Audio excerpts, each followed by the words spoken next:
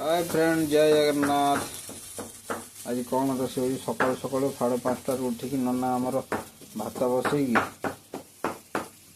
अदा रसुण कुटुंट पिला सब शोना छुट्टी करके आसिकी मु रोषे करुँगी कोबी छंचना बायण मिसई गोटे भजा भजा हो आज भजा हम डाली आलू सीझा आलू भर्ता भी हम खाइबाटा मस्त जहाँ हेणिकी जहाँ हो विदेश जीवन कष्टदायक जीवन सकाल उठी 5:30 रोषे बास कर गाधे पाधे ठाकुर पूजा कर गला ड्यूटी गाँटी फाटे नना दादा खाली खाटू खाटू खाटू खाटू कर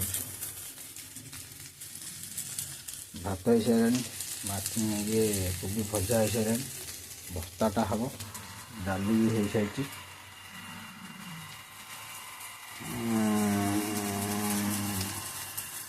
रोषे सब साइज रखाई केमी लगुच जी खाइब भी आस जय जगन्नाथ।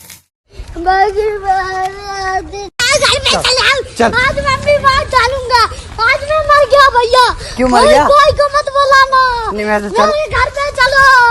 चलो सीधे चलो उधर। उधर किधर? मत करना कोई को।